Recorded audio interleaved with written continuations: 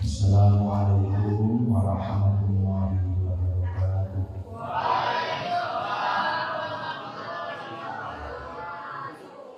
A'udzu billahi minasyaitonir rajim. Bismillahirrahmanirrahim. Alhamdulillahi rabbil alamin. Alhamdulillahi nahmaduhu wa nasta'inuhu wa nu'minu bihi wa nastaghfiruhu wa natubu ilayhi. Wa na'udzu billahi min shururi anfusina wa min sayyiati a'malina. Man yahdihillahu fala mudilla lahu wa man yudlil fala hadiya lahu. Asyhadu an la ilaha illallah wahdahu la syarika lahu wa asyhadu anna Muhammadan abduhu wa rasuluh. Allahumma shalli wa sallim ala sayyidina wa maulana Muhammadin wa ala alihi at-tayyibin at-tahirin wa sahbihi alladhina sabaquna syirrin. Amma ba'du.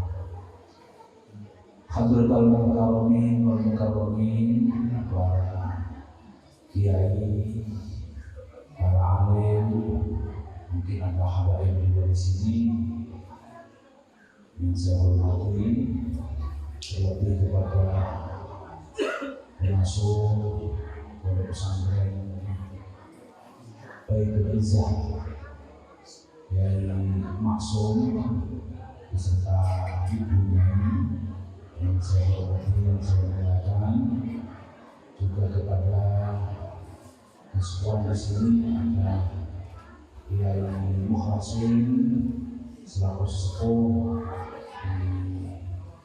di Balikpapan, juga Kiai yang di sini ada Gus Soleh, ada Kiai yang lain yang belum kenal yang saya hormati.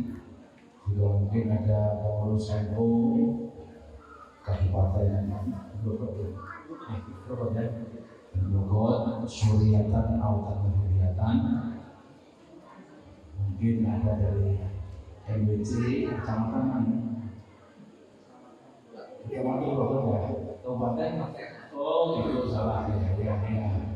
Ini juga ya DJNU Kabupaten Pasir, Suryatan Autan Huriatan beserta bahan-bahannya, Musliman, Batayan, Ansor, Ibrahim, IBNU, Banser, semuanya yang saya hormati.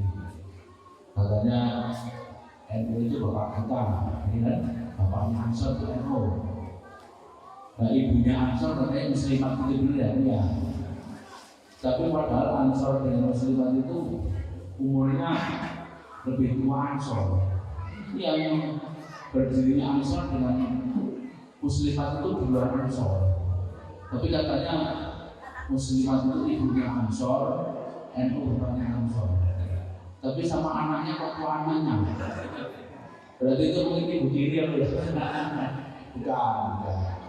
Sebenarnya gitu lah. Juga pengurus MBC Kecamatan Bogor, kegiatan atau kegiatan beserta temannya yang saya hormati, yang saya muliakan, pejabat sipil TNI maupun Polri, mungkin Bapak Camat ada mewakili, Bapak Lurah hadir? Tidak hadir, Bapak Lurah? Tidak ada. Nah, oke. Saya yang mewakili, saya hormati. Mungkin ada polisi, TNI, dari Polsek atau dari Koramil, semuanya yang saya hormati, yang saya muliakan, wali-wali santri, pondok pesantren Baitul Izzah, juga beserta santri-santri, putra maupun putri yang saya banggakan, yang saya cintai. Alhamdulillah pada malam ini saya bisa hadir pesantren Baitul Izzah dengan lancar, diantar oleh Kiai Mukhlasin dari Balikpapan tadi siang, turun di Balikpapan jam berapa tadi? Jam 12-an katanya, 12-an. Terus langsung dia ke sini dan mampir-mampir istilah sekitar itu rumahnya ini mas yang paling ganteng ini siapa? Mas Mursalin ya. Alhamdulillah kita bisa berkumpul di sini dalam rasa. Semoga usaha kita ini menjadi wasilah atau wasilah kita semua selalu mendapatkan makna dan ridho dari Allah Subhanahu wa Ta'ala.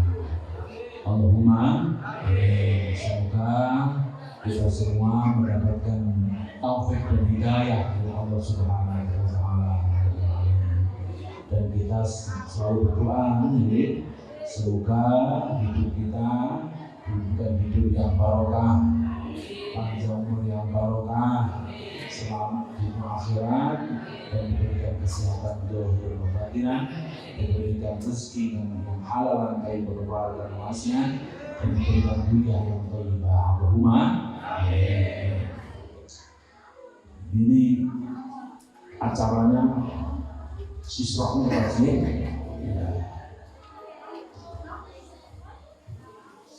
Kita di sini orang itu ya Pak, kalau dapat hidayah dari Allah, ada makalah begini: idza halatil hidayatu qalban nasyarat fil ibadatil a'dham.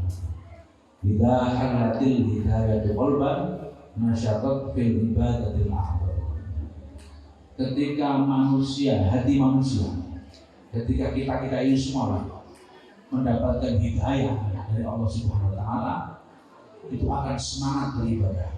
Jadi orang itu kalau dapat hidayah pasti semangat ibadah. Tapi kalau dapat hidayah, ya gak ada punya, hati kita tidak condong untuk beribadah. Contoh aja, dekat di rumahnya dekat dengan masjid, mungkin dekat sebelah, hanya berapa meter dari rumah masjid. Pasarnya jauh dari rumah, 2 kilo atau 3 kilo. Rumahnya dekat dengan masjid, tapi pasarnya jauh. Tapi karena tidak dapat hidayah, meskipun rumahnya dekat dengan masjid, tidak pernah ikut jamaah. Tapi kalau ke pasar, sergap sekali rajin sana. Itu kalau tidak dapat hidayah, meskipun dekat dengan masjid, tapi terasa jauh.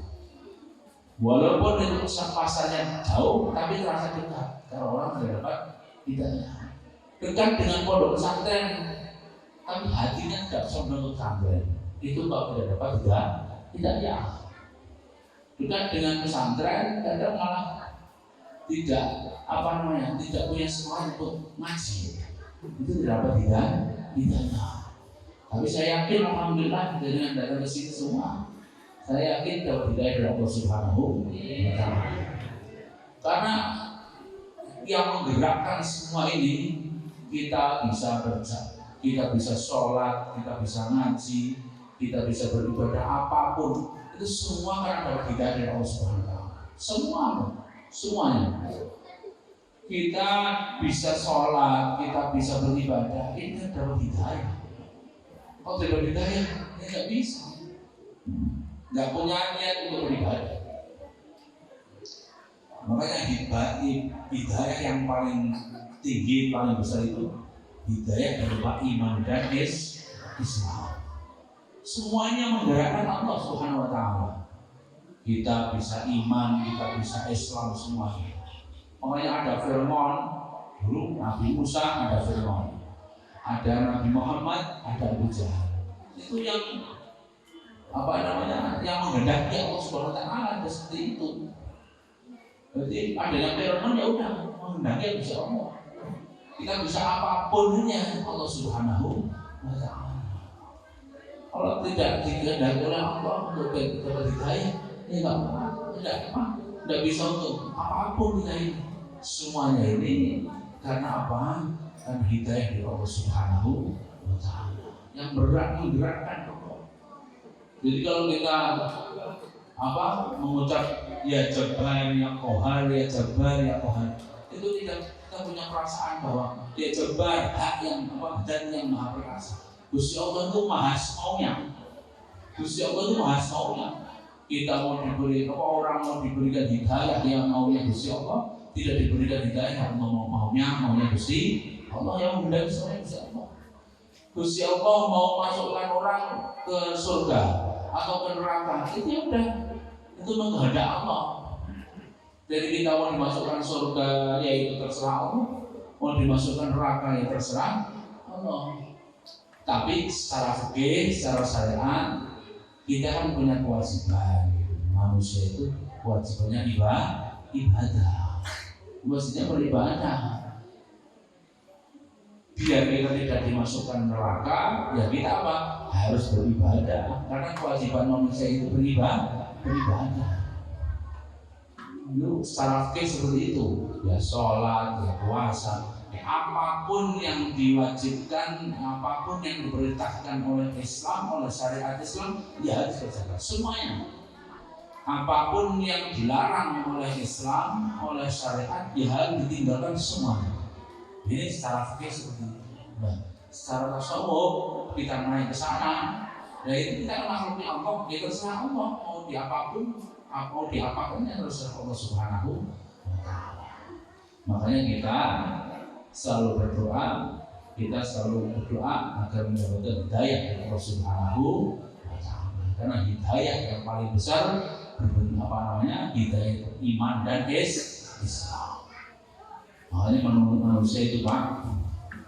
manusia itu di dunia ini dibagi 4 kelompok. Dibagi berapa? 4 kelompok. Manusia ini dibagi 4 kelompok.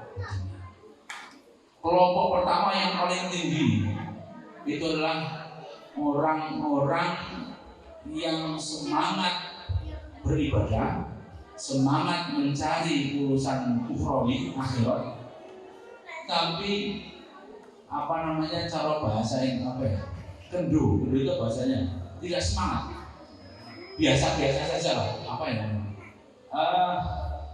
semangat mencari urusan akhirat tapi tidak semangat mencari urusan dunia.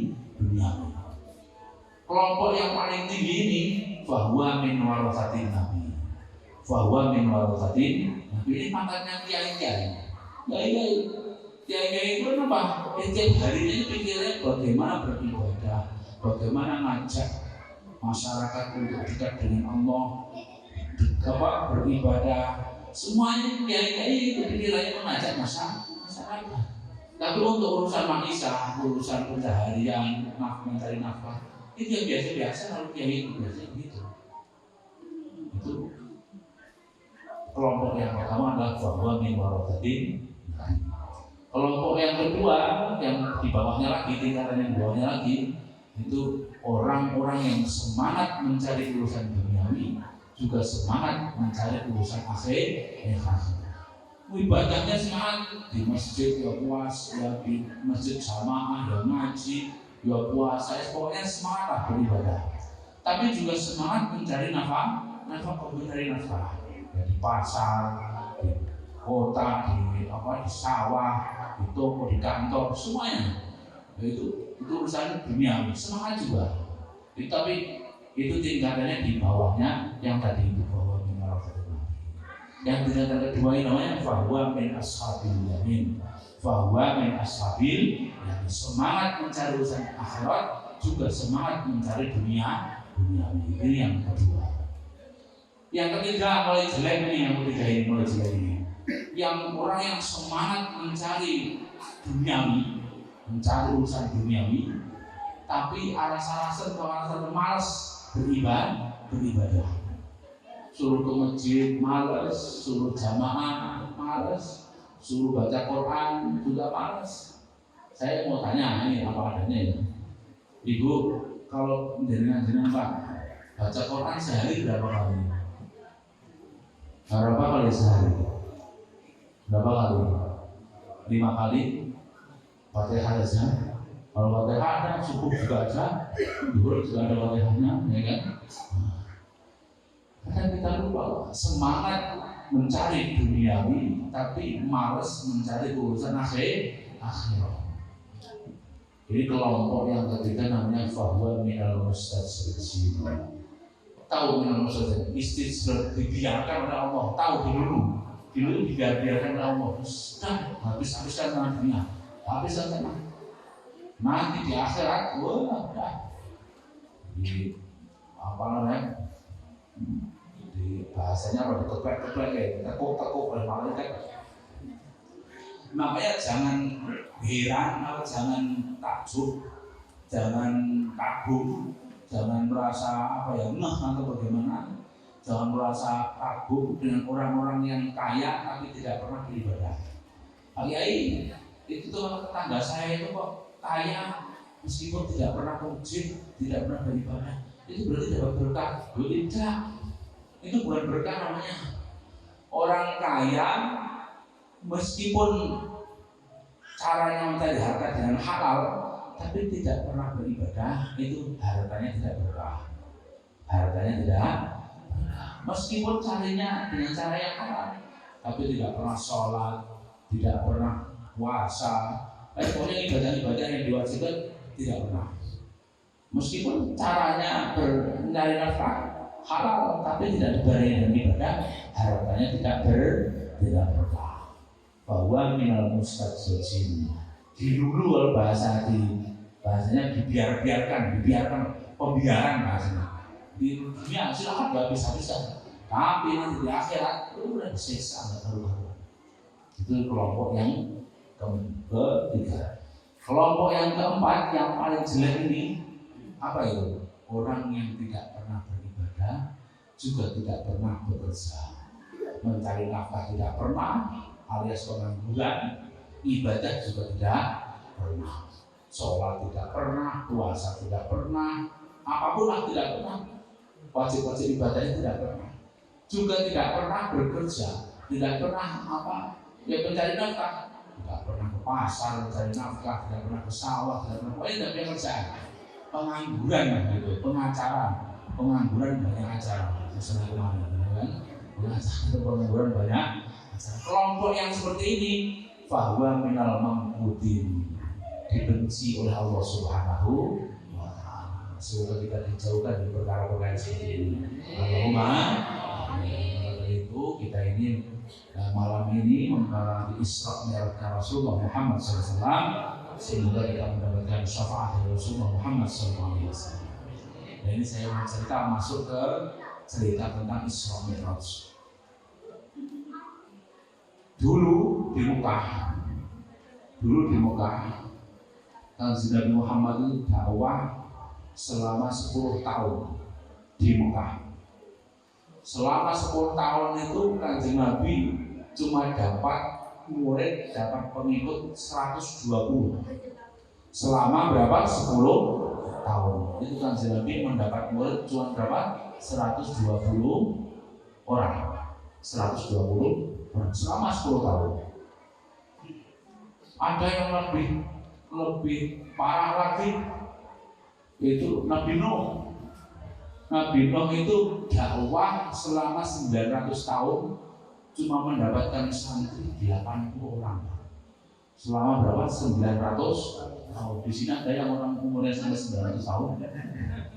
Memang nabi-nabi sebelum Nabi Muhammad itu banyak yang umurnya sampai ratusan tahun. Bahkan Nabi Nuh ini paling tua sampai 900 tahun. Itu cuma mendapatkan santri berapa? 80 orang. Makanya ini untuk itibar kita semua.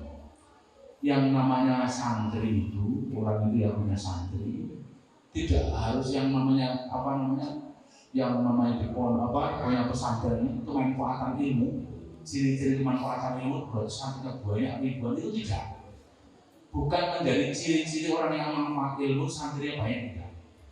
Tapi ciri-ciri orang yang manfaat ilmunya itu adalah ilmunya orang itu bisa menggiring orang yang punya ilmu itu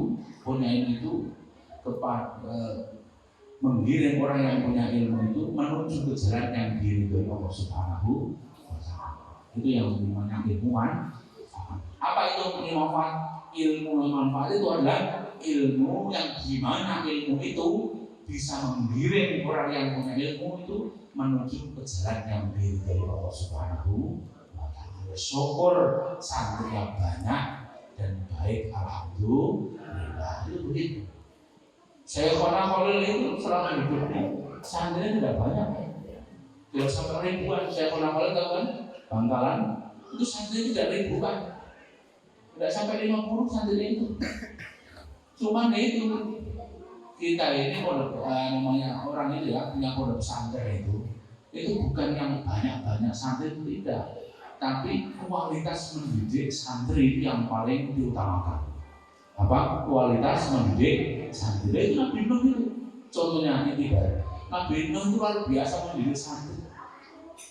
900 tahun itu cuma mendapatkan 80 orang. Itu berarti riyadhahnya luar biasa.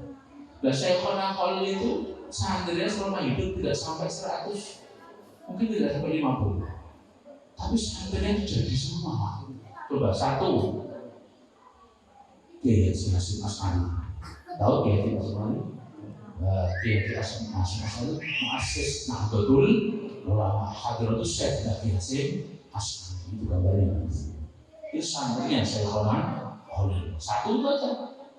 Dari satu santri saja sudah melahirkan semua warga Nahdlatul Ulama. Jangan merasa jadi santri yang bakal hasil apa tidak? Jadi kalau orang NU, warga NU pasti harus merasakan menjadi santrinya Mbak Kiai Hasyim Asy'ari. Kalau orang NU tidak punya rasa, tidak punya perasaan bahwa saya ini santrinya Mbak Hasyim Asy'ari, berarti masih kurang dipercaya itu NU-nya. Iya, masih disangsikan NU. Makanya kalau NU, orang NU pasti harus merasa bahwa kita ini semua adalah santrinya Mbak Kiai Hasyim Asy'ari. Itu satu santrinya Kiai Khalil. Dua santrinya Mbak Kiai Wahab Asbullah. Itu juga santrinya Mbak Kiai Khalil. Kiai Ash'ari Syamsul Arifin itu Bondo, pendiri NU juga, itu santrinya Mbak Kiai Khalil. Mbak Kiai Abdul Karim dan Boyo, pendiri Pondok Pesantren Boyo pendiri, itu juga santrinya Syekhona Khalil. Dari satu santri bisa melahirkan jutaan santri, ribuan santri. Satu aja bisa melahirkan puluhan ribu santri, berarti itu ilmunya manfaat. Makanya yang namanya mendidik santri itu paling utama. Mendidik santri itu paling utama. Bukan yang banyak santri, tapi yaitu subur ya ditarbiyah, dididik santrinya juga banyak, alhamdulillah. Jadi Nabi Nuh itu sampai putus asa. Nabi Nuh begitu, Nabi Nuh itu orangnya sabar. Begitu diprotes oleh umatnya tidak percaya dengan Nabi Nuh, bahkan mengolok-olok bahwa Nabi Nuh itu orang gila. Oh ya udah nggak mau iman. Begitu sudah kurang ajar umatnya Nabi Nuh ini, akhirnya Nabi Nuh itu mengaku kepada Allah Subhanahu Wa Taala. Dan mengadunya Nabi Nuh itu ada Quran yang ada itu. Qala Nuhur Rabbi la tadar 'alal ardi minal kafirin dayyara innaka in tadarhum yudillu ibadaka wa la yalidu illa fajiran kafara. Ya Allah, ini orang-orang tidak mau iman, yang tidak mau iman kepada ya Allah, panjenengan bunuh saja ya Allah. Akhirnya itu permintaan Nabi Nuh dikabulkan oleh Allah SWT. Tidak ada hujan, tidak musim penghujan, tiba-tiba ada banjir bandang datang. Semua yang tidak iman mati semua kena banjir. Hanya tinggal 8 orang yang iman kepada pengikutnya Nabi Nuh. Nah ini Nabi Muhammad ini selama 10 tahun itu cuma mendapatkan murid 120. Nah itu Kanjeng Nabi itu puncaknya Kanjeng Nabi itu, puncaknya dakwah di Mekah itu selama 10 tahun itu puncaknya apa itu? Kanjeng Nabi bersama dengan Bani Hasyim.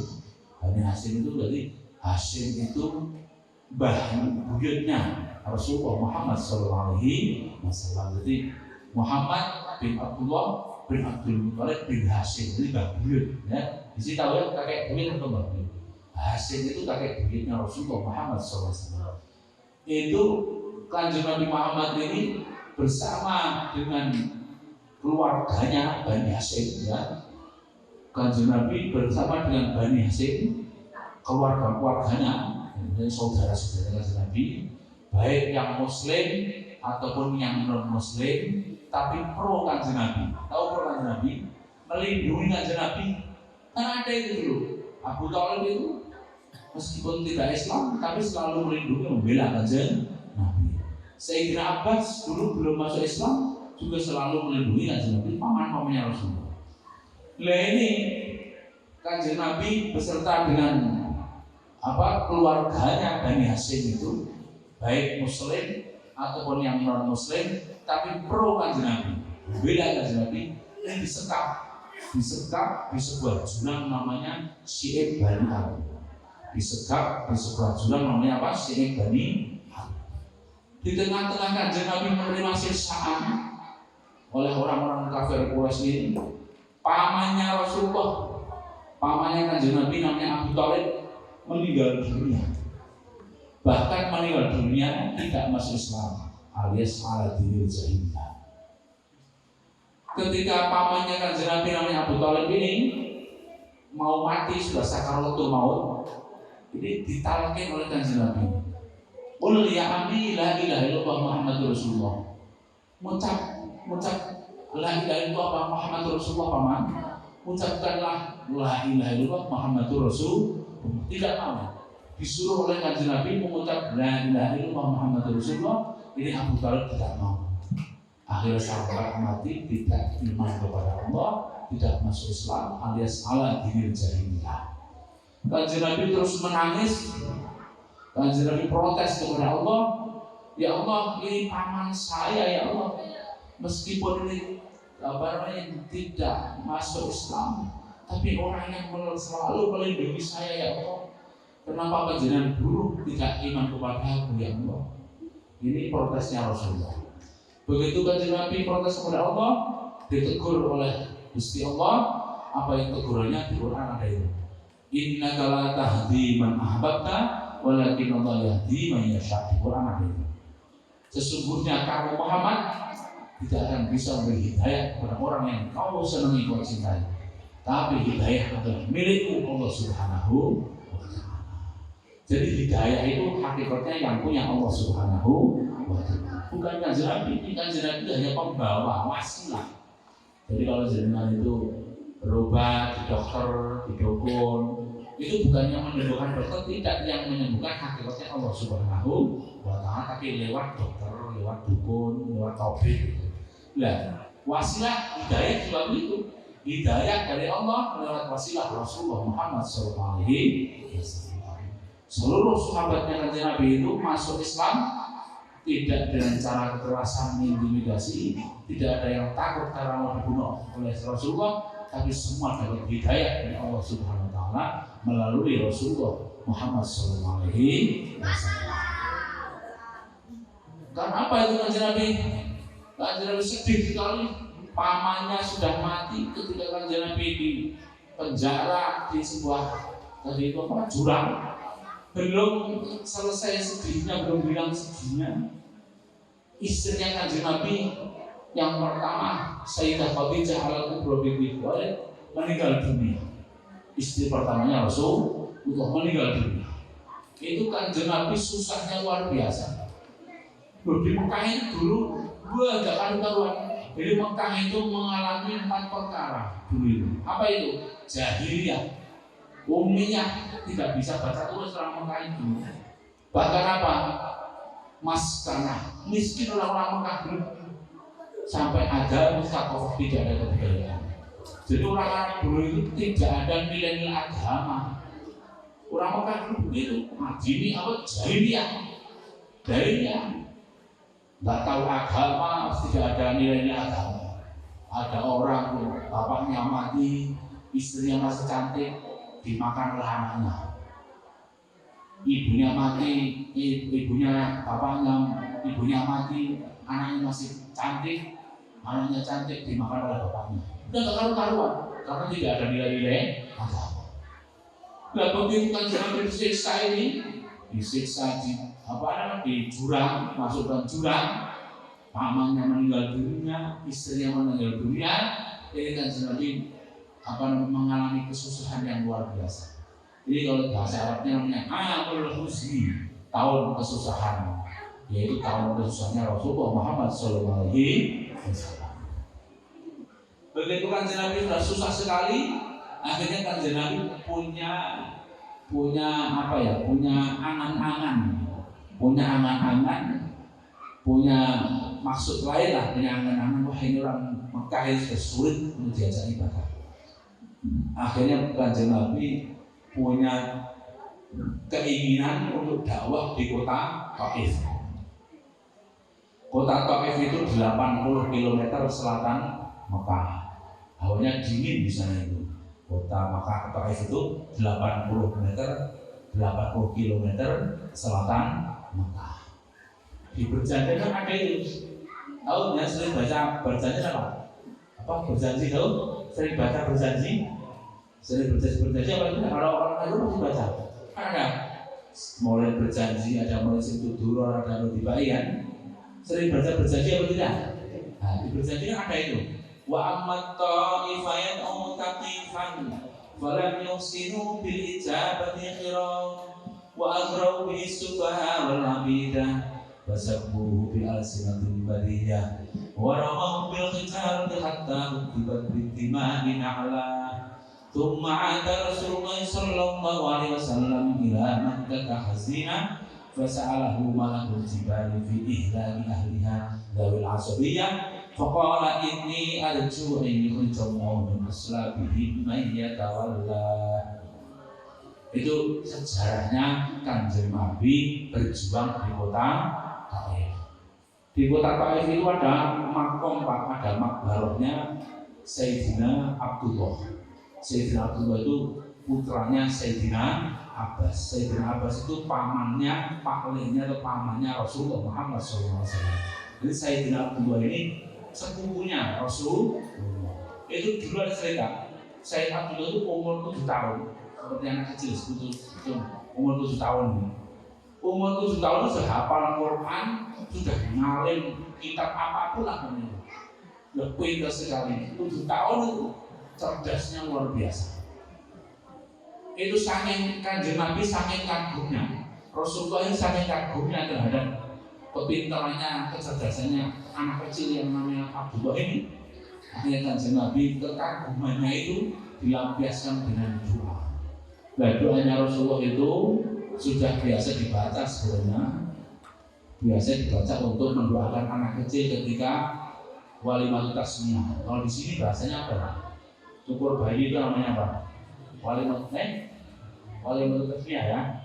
Cukur bayi. Itu biasanya kalau pas cukur bayi, walimatul tasmiyah itu jangan sering mendoakan apa cuma mencukur aja. Biasanya apa Pak? Kalau pas bayi dicukur itu loh, itu biasanya cuma jangan nyukur saja atau biasanya sambil mendoakan. Mendoakannya bahasa Arab atau bahasa Jawa, bahasa Indonesia.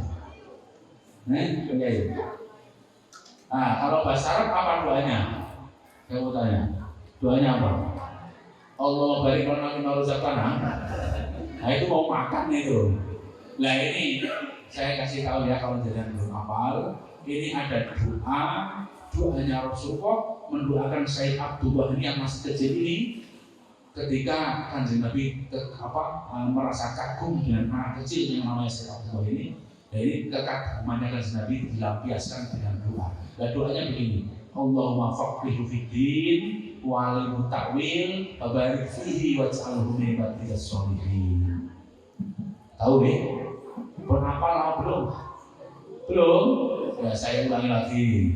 Allahumma faqihhu fiddin wa 'allimhu ta'wil wa barik fihi waj'alhu min ibadikas sholihin. Sudah hafal? Belum? Ulangi. Doanya mahal ini harganya nih. Ya, saya ulangi lagi ya. Allahumma faqihhu fiddin wa'allimhu ta'wil wa barik fihi waj'alhu min ibadis sholihin. Kalau dimaknanya begini, Allahumma ya Allah faqihhu fiddin, ya Allah panjenengan berikan anak ini paham agama ya Allah. Tahu artinya ya? Ya Allah panjenengan berikan anak ini paham agama ya Allah. Jelas agama Islam. Intinya ahlul ilmi. Putra-putra jenengan kepengen putra-putra jenengan ahlul ilmi nggih. Kepengen kan? Jenengan kepengen boten kepengen dak Bu putra-putri jenengan ahli agama, tahu tentang agama. Kepengen boten? Allahumma faqihhu fiddin wa 'allimhu ta'wila. Ya Allah panjenengan beri anak ini tahu tentang isinya Al-Qur'an. Allahumma 'allimhu ta'wila wa barik fihi. Ya Allah panjenengan berkahi anak ini ya Allah. Panjenengan kepengin ya punya anak kan yang berkah bener diberkahi. Makanya kalau kepengin berkah anaknya yang berkahi ya biasanya kan dari anak kecil-kecil ini biasanya kan disuankan ke kiai atau pokoknya dimintakan doa ke kiai. Kalau ketemu Pak Kiai dari semua ketemu Kiai Muklasih gitu ya, contoh anak jenengan putra-putra jenengan kecil-kecil itu Pak Kiai biasanya begitu kan di situ kan, Pak Kiai ini anak saya Pak Kiai, pengen doakan jadi anak yang paling soleh Pak Kiai. Biasanya begitu kan? Ya kan, yang kecil itu Kiai tidak usah pakai berdoa bahasa Arab, cukup biasa saya doakan cuma di apa di mic aja kepalanya ini sudah ada aliran energi bagus dari orang alim soleh ini masuk ke anaknya. Makanya al barokah ma'adabi. Barokah itu hakikatnya yang punya Allah Subhanahu wa taala. Tapi dari Gusti Allah menuju ke orang-orang ini menurut apa al ma'adabi. Siapa itu akabirihim? Orang-orang alim soleh. Siapa itu alim soleh? Itu Pak Kiai. Bukan Gus Soleh, bukan. Tapi insya Allah Gus Soleh ini juga alim soleh. Allahumma pokoknya akabir itu siapa? Yaitu orang-orang alim soleh. Siapa itu alim soleh? Ya Kiai. Makanya anak-anak itu dawuhnya, perintahnya Luqmanul Hakim, perintahnya Luqmanul Hakim itu ya bunayya jalisil ulama wa zakim bil bataika fa inna Allah bil qurba bil hikmah kama yaqulu bersama. Dekatkanlah anak kita pada kiai kepada orang-orang alim soleh. Karena apa? Kenapa itu? Ya, Allah itu memberi nur di anak itu, nur hikmah lewat apa? Barokahnya barang dia. Ya. Makanya kalau anak-anak sering disuankan kiai, didoakan kiai, anaknya siapa? Artinya adem, artinya sejuk. Disuruh ngaji PPI, disuruh ngaji manut, disuruh ibadah manut, disuruh sekolah ya enak saja, pokoknya manut lah. Suruh ibadah, suruh sekolah manut, bahkan apa kadang nilainya bagus-bagus karena dapat berkahnya. Ya. Saya jenengan percaya dengan berkah apa tidak? Percaya ya? Percaya berkah ya? Kalau orang itu pasti harus percaya dengan berkah. Dulu itu Pak, ada orang nggak percaya dengan berkah.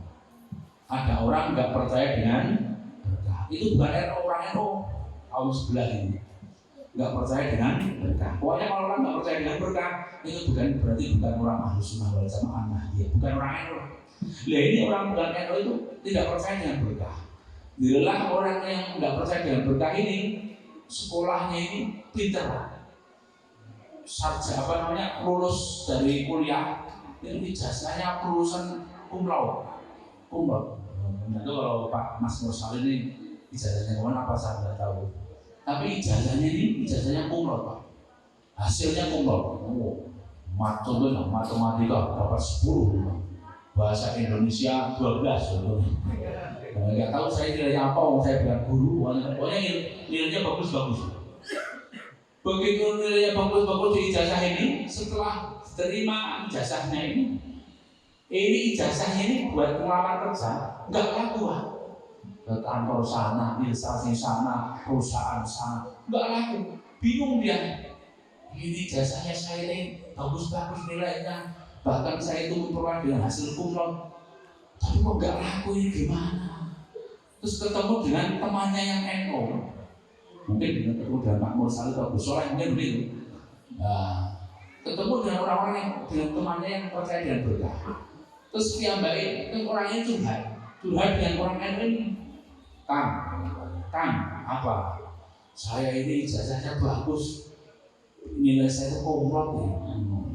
Tapi kok ijazahnya yang saya itu tidak laku buat cari kerja, buat apapun, cari kerja di kantor, di perusahaan, gak laku, gak diterima saya ini. Gimana ya? Nah kata orang yang begini, orang yang jawab begini, ya sampai tidak pernah minta doa ke kiai, sana minta berkat ke kiai sana, kiai hasil untuk siapa, sebenarnya begitu. Malah dijawab begini, nggak usah soal kiai, doa saja bisa.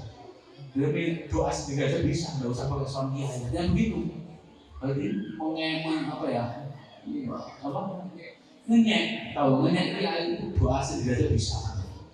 Nah setelah itu sekitar 1 bulan 3 bulan udah nggak ketemu lagi dengan orang yang ini. Begitu 3 bulan ketemu lagi dengan temannya yang orang yang itu. Ditanya sama temannya yang itu, gimana? Udah dapat kerja belum? Udah dapat kerjaan belum? Belum ini, gimana saya masih pengangguran ini? Ya saya kan udah bilang sampai minta berkah ke kiai sana. Kiai itu apa? Kiai itu kasihnya Allah. Kiai itu kalau berdoa pasti kabul, biasanya dikabulkan oleh Allah. Karena kiai itu sahibul barokah. Sama sana minta kiai. Terus sama yang NU itu dikasih referensi. Nah sampai suan ke Mbak Joko ya. Jadi di daerah Magelang, dekat saya ada wali namanya Mbak Joko. Mbak Joko itu wali yang kaumnya indah agama rumah, itu wali Gusti Allah. Orangnya kalau ada waktu itu Mbak Joko masih hidup, belum meninggal. Itu terkenal. Mbak Joko itu sering disuara orang banyak. Pokoknya kalau orang-orang punya hajat biasanya suan ke Mbak Joko. Nah Mbak Joko itu orangnya khairul ada. Tahu khairul ada? Tidak semestinya orang biasa. Semuanya sendiri lah pokoknya. Wali kan biasanya begitu, semuanya sendiri. Nah itu disuruh suara Mbak Joko. Sana kamu suara Mbak Joko sana minta doa. Siapa itu Mbak Joko katanya begitu? Siapa itu Mbak Joko? Ya pokoknya Mbak Joko itu walinya Gusti Allah. Makanya lagi orang yang nggak percaya dengan wali itu apa? Makanya wali apa? Jadi tanya wali itu apa? Jawab begini. Wali itu orang kekasihnya Allah. Kalau berdoa itu biasanya dijawab oleh Allah. Karena kekasihnya Gusti Allah. Kan kamu suara Mbak Joko senang, akhirnya itu suara Mbak Joko. Begitu suara Mbak Joko mau minta doa, sampai di rumah Mbak Joko di depan itu, ya Allah assalamualaikum. Begitu dibukakan pintunya, ini oleh Mbak Joko tidak dipersilakan duduk. Begitu dibuka ini apa? Tangannya orang itu sama kakinya dipuntir waktu dipuntir. Gue ini kan terus dibanting Pak. Dibanting dilempar kaget nih. Ini saya minta doa mau dibanting. Mbak Joko orangnya kan gemuk. Ini betul dibanting jel. Belum sempat berpikir banyak. Didatangi lagi oleh Mbak Joko dibanting lagi. Kalau dilempar lagi. Jatuh lagi sampai di tengah ruang tengah. Habis itu disamber lagi didatangi oleh Mbak Joko lagi. Puntel lagi, tendang lagi, buatnya dilempar lagi sampai di dapur. Nah seperti itu udah tele-tele gue namanya dibanting 3 kali kan. Orang berdarah-darah. Begitu sudah 3 kali itu oleh Mbak Joko tinggal pergi. Begitu tinggal pergi, istrinya Mbak Joko itu, Mbak Nyai Joko mendatangi lagi yang lagi tele-tele itu. Tadi tele-tele itu. Begitu didatangi oleh Mbak Nyai bilang begini. Saya Mas jenengan baik, Mas jenengan baik.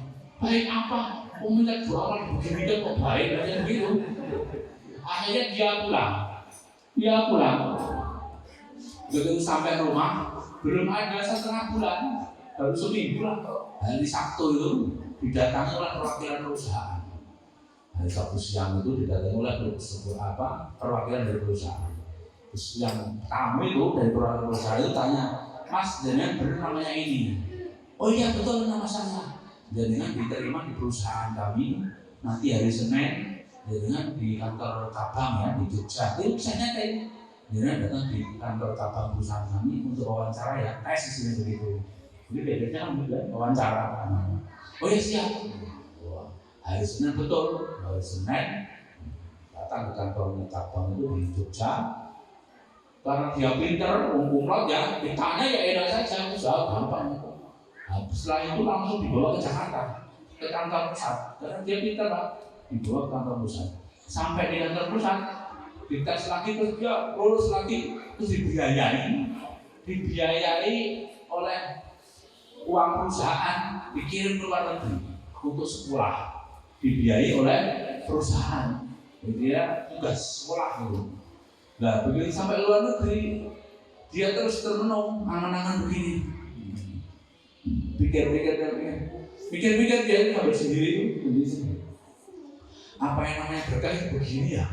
Dari tendangan pertama masuk kerja, tendangan kedua ini dibawa ke Jakarta, tendangan ketiga dibawa ke luar negeri. Wah kalau ini saya tak minta tendangan lagi sehari. Kalau tidak pengen berkah, mari ke rumah saya tenang-tenang. Tapi ya minta berkah yang enaknya saja ya. Berkah kok melalui tendangan dia sakit juga ya begitu. Ya tapi yang Gusti Allah itu menghendaki seperti itu ya. Ya itu. Jenderal Sutarman, tahu Jenderal Sutarman? Kapolri sebelum Pak Timur Pradopo. Jenderal Sutarman pernah ya dengan jadi Kapolri sebelum Pak Timur Pradopo. Itu menjadi Kapolri itu korban doanya Gus Dur. Waktu Gus Dur jadi presiden, itu pengawalnya yang sering dorong-dorong kursi rodanya Gus Dur. Itu Pak Sutarman. Waktu itu Pak Sutarman masih pangkatnya masih kolonel. Jadi dia testimoni sendiri di kolonel Gus Dur di Bandung. Betul bisa nyata. Dia bilang begini, saya itu dulu waktu jadi pengawalnya Gus Dur, saya ini dorong kursi rodanya Gus Dur. Tiba-tiba Gus Dur itu bilang begini, Arman, ya Gus, besok kamu jadi Kapolda Metro Jakarta ya. Setelah jadi Kapolda Metro jadi Kapolri ya. Lalu Gus Dur bilang begitu katanya Arman, saya kira cuma berburu aja. Saya masih kolonel tidak punya angan-angan mau jadi jenderal. Wah ini Gus Dur bercanda ini pasti gitu. Lah kok diamini oleh malaikat? Betul itu. Setelah Gus Dur lengser, Gus Dur meninggal, itu apa yang dikatakan oleh Gus Dur terjadi loh. Jadi Kapolda Metro terus jadi Kapolri. Itu karena korban doanya Gus Dur. Wah Gus Dur kok dulu nggak mendoakan saya jadi presiden ya udah begitu. Makanya doanya Kiai itu ampuh-ampuh, ya doanya Kiai itu luar biasa. Makanya jangan berani-berani sama Kiai kan ampuh. Gitu ya. Pokoknya kalau anak-anak itu putra-putra jenengan sering disuarakan Kiai, insya Allah dapat barokahnya para Kiai, jadi orang-orang yang alim soleh, ngaji dia pinter, sekolah lancar, insya Allah menjadi orang-orang yang berguna. Allahumma itu barokahnya para Kiai. Al barokah ma'ada diri. Makanya biar jadi anak-anak yang soleh seperti itu, biar kepengen kan jadi anak yang alim soleh. Orang yang soleh itu, anak yang soleh itu anak yang bisa mendoakan orang tuanya, anak yang bisa menyelamatkan orang tuanya, anak yang bisa berbakti kepada orang tua. Itu anak yang soleh. Nah, soleh itu apa? As-solih huwa al-qaim min huquqillah wa huquqil ibad. Apa itu soleh itu? Orang soleh itu apa? Orang yang bisa melaksanakan hak-haknya Allah juga hak-haknya manusia. Intinya apa? Orang soleh itu baik kepada Allah, ya baik kepada sesama. Rajin beribadah, rajin sholat, rajin puasa, tapi dengan sesama manusia, dengan tetangga, tidak loman, tahu loman nih? Tidak loman, tidak sumeh, pernah muter, kalau tangganya tidak pernah baik. Soleh apa tidak seperti itu? Ya tidak soleh, meskipun seragam rajin beribadah, selalu di masjid, rajin sholat, tapi dengan tetangga, dengan saudara membenci, tidak pernah baik, itu juga tidak soleh. Sama juga. Baik dengan tetangga baik, tidak pernah membenci, bahkan dermawan, tapi tidak pernah sholat, tidak pernah puasa, juga tidak soleh. Makanya jangan kalau bahasa Jawa di rumah saya itu, kalau minta kepada Allah diberikan sehat dan waras. Tahu sehat waras ya? Karena banyak orang sehat tapi tidak waras, ya kan? Tahu orang sehat tapi tidak waras. sehat, tidak punya penyakit apa-apa seperti banser-banser ini, sehat, tapi tidak pernah sholat, tidak pernah ibadah, tidak pernah, tidak pernah ibadah kan, meskipun sehat, tapi tidak pernah sholat, tidak pernah puasa, itu namanya sehat tapi tidak waras. Ada orang waras tapi tidak sehat, tahu waras tapi tidak sehat. Sergap, rajin beribadah, pokoknya 5 waktu berjamaah, puasa Senin Kamis juga, tapi ketika sholat, rukuk, sujud, tahu kan? Itu namanya waras tapi tidak sehat. Makanya minta kepada Allah diberikan sehat dan waras. Oke, benar. Yang namanya sehat walafiat. Banser mengawal kiai, mengawal pembukaan pintu. Tapi kalau sholat subuh jam 8 pagi, berarti sehat tapi tidak waras. Ini ya sehat seperti bapaknya Pak Kursalin. Sehat seperti ini, kopral namanya siapa? Pak Umar, ini Kolonel Umar, ini gagah sekali. Tapi saya sebetulnya Pak Umar itu orang yang sehat dan waras. Ya, kalau Pak Umar itu sholatnya jam 8 pagi, berarti Pak Umar yang sehat tapi tidak waras. Tapi insya Allah Pak Umar yang sehat dan waras. Allahumma sehat waras. Ya, itu begitu itu.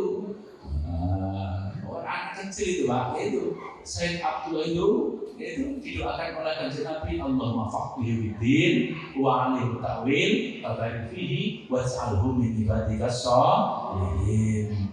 Anak kecil itu pasti dengan zaman. Anak kecil itu kalau sering disuarakan kiai, sering didoakan kiai, tahu disuarakan ya? Disuarakan kiai, doakan kiai, itu pasti nanti apa? Bu, saya kepengen mondok di sana. Saya kepengen apa mondok di rumahnya Pak Kiai itu, mungkin masih ada kesejukan di hati. Tapi kalau tidak pernah disuarakan kiai, ketika liburan sekolah lebih banyak diajak ke kebun binatang, soal Hadratus Syekh Ketek, tahu kan? Hadratus Syekh ular ya, tahu ular? Hadratus Syekh buaya, di sini banyak buaya pakai ini. Alhamdulillah. Tapi Pak Umar bukan buaya kan? Insya Allah Pak Umar, insya Allah manusia, benar-benar manusia. Dan kita semua manusia semua yang tidak berbau-bau hewan. Tahu ketek kan sini? Tahu ketek kan? Ketek kakinya berapa? 2. Oh bukan 2. Ketek kakinya berapa? 4. Coba aja dengan lihat ketek itu tahu. Ketek kera itu kakinya 4. Kaki yang kanan depan pegang pisang, kaki depan kiri pegang cacang, dan dengan melempari kuaci, itu pasti kaki belakang masih ikut maju, ya kan? Itu benar. Kalau manusia sudah dapat jabatan ini, minta jabatan lagi, itu namanya manusia seperti ini. Itu yang mau jadinya bukan saya ya.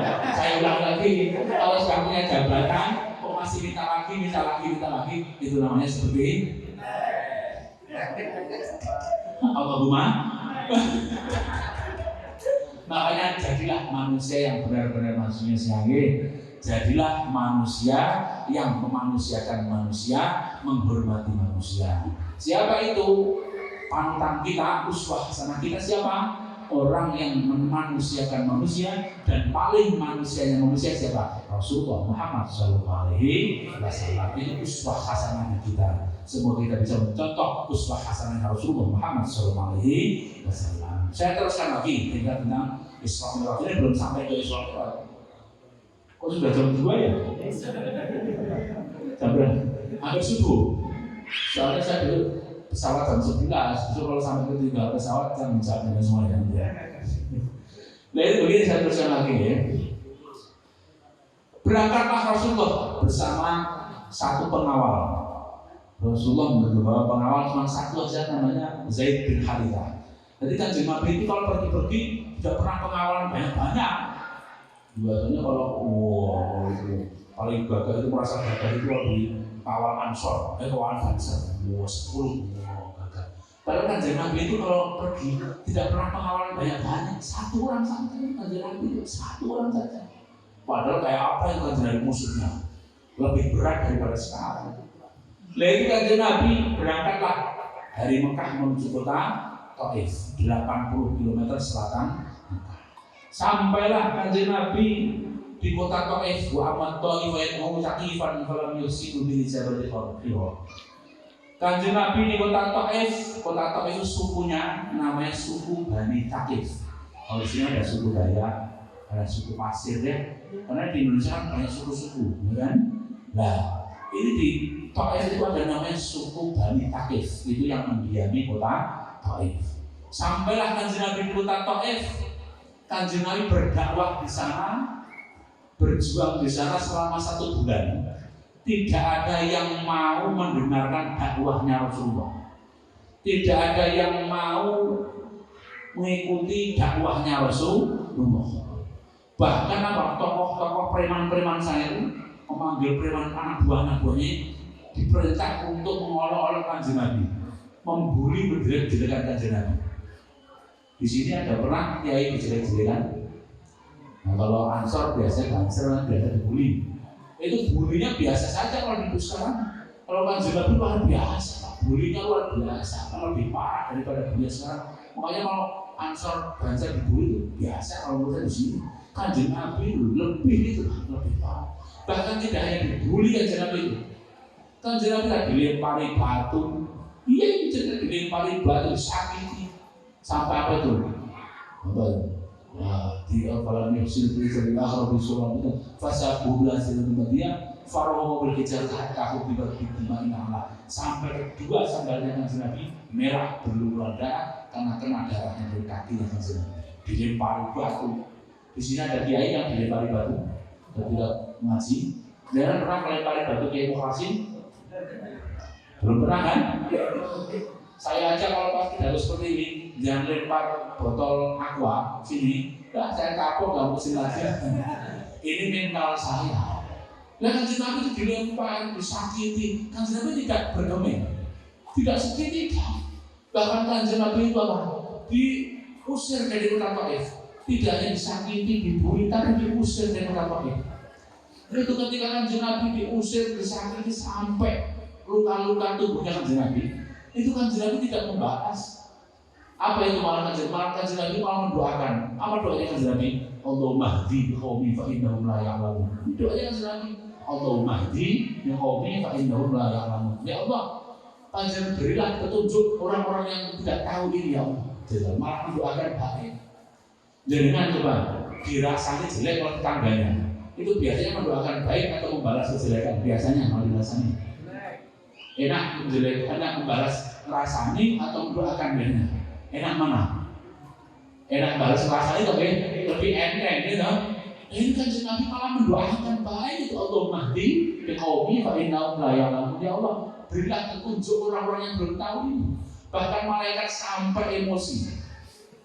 Malaikat gergeten turun matur pada Kanjeng Nabi. Ya Rasulullah, kenapa jenengan itu sabar? Tidak seperti Nabi Nuh gitu loh yang tadi saya ceritakan. Nabi Nuh ketika marah langsung minta kepada Allah, langsung dikabulkan semua yang tidak iman, langsung kena kena banjir bandang semua mati. Kanjeng Nabi, jenengan itu kasihnya Gusti Allah, orang yang paling dicintai di antara nabi-nabi yang lain. Apapun yang jenengan minta pasti dikabulkan oleh Allah, diijabahi oleh Allah. Jenengan minta apa itu Taif itu kan pegunungan. Mau mimpi diledakkan gunungnya apa dibikin virus seperti kemarin itu virus corona yang sampai sekarang belum selesai, ya kan? Sampai mulai merasa kena COVID sampai sekarang tidak merasa nggak tahu, gitu kan? Jangan sudah merasa sehat semua kan? Nah, alhamdulillah ini berkahnya ngaji, berkahnya jaringan dekat dengan dia ini sudah nggak merasakan sakit. Ya apa mau dibikin COVID sana? Kan ini diprovokasi oleh malaikat. Mau minta apapun, bikin virus apa biar pada mati semua. Itu diprovokasi oleh malaikat. Diprovokasi itu kan jawabin apa malah jawabnya? Pokoknya ini arju ayuh contoh min aslabihi. Saya yakin malaikat orang yang melempari batu saya, menyakiti saya, tidak mau iman, saya yakin nanti pasti masuk Islam. Kalau tidak anaknya ya cucunya pasti masuk Islam. Dengan Kanjeng Nabi dengan tegas begitu. Gak ada Kanjeng Nabi. Kalau Kanjeng Nabi terkena provokasinya malaikat, terus Kanjeng Nabi marah, matur pada Gusti Allah. Terus akhirnya orang-orang Taif dibunuh semua, diledakkan lewat apa mungkin gurunya diledakkan atau kena virus semuanya mati semua. Kan akhirnya gak ada yang Islam, ya kan? Gak ada yang Islam. Makanya dakwah itu mau idotil bil hikmah wal mau idotil hasanah. Makanya Kanjeng Nabi itu ketika berdakwah, orang-orang yang tidak manut ini tidak langsung dibunuh, tidak langsung dikenai siksaan, tidak, tapi ditunggu sampai tobatnya. Itu umatnya Rasulullah Muhammad SAW. Nah itu dicontoh oleh para wali songo, contoh para wali-wali datang ke Nusantara ini. Jangan pernah ada cerita orang tanah ini, Nusantara ini Islam lewat para wali ini dengan kekerasan. Ada nggak ada. Semua Islam karena dapat hidayah dari Allah Subhanahu Wa Taala melalui dakwahnya para wali bahkan sampai wali songo. Ini Nusantara luar biasa. Dulu ada kerajaan Majapahit yang notabene bukan Islam, kerajaan Blambangan, kerajaan Singosari, tahu kan? Itu semua bukan kerajaan Islam, tapi hilang semua itu bukan karena diperangi oleh wali songo, tidak, tapi dengan sendirinya. Bahkan raja-raja Islam yang ada di tanah Jawa, Mataram, Pajang, Kerajaan Demak, itu notabene raja-rajanya adalah apa? Cucu-cucunya Brawijaya V. Brawijaya V, Kerajaan Majapahit, rajanya Majapahit.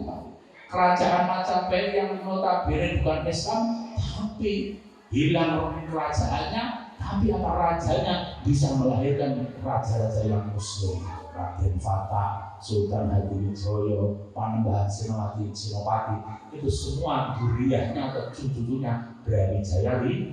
Luar biasa dakwahnya wali songo. Kanjeng Nabi dulu ketika masuk ke Madinah, itu Kanjeng Nabi juga dakwahnya caranya yang begitu itu, mempersaudarakan. Kamu sekarang dapat sana itu, kamu besaran dengan sana. Makanya ini ada yang bisa apa enggak ini? Belum ya? Belum. Ini biasa begitu, kiai akhirnya begitu, kiai kan nyontoh. Sunan Bonang itu menantunya Majapahit.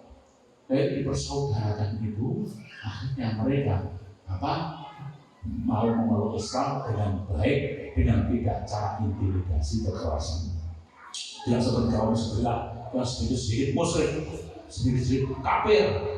Neraka, wah repot kan, gitu kan, musyrik ini. Pokoknya orang itu kalau tidak pernah guyon, tidak pernah orang itu kalau serius terus, itu biasanya gampang menerap dia. Makanya orang NU itu ada sebelum ini santai yang slow, ya kan? Iya, orang kok selalu serius terus, ya kan? Itu malah ya gampang kena radikal. Seperti tadi Pak, tentang ketawa-ketawa tadi Pak ini. Insya Allah betul. NU kabeh gitu ya.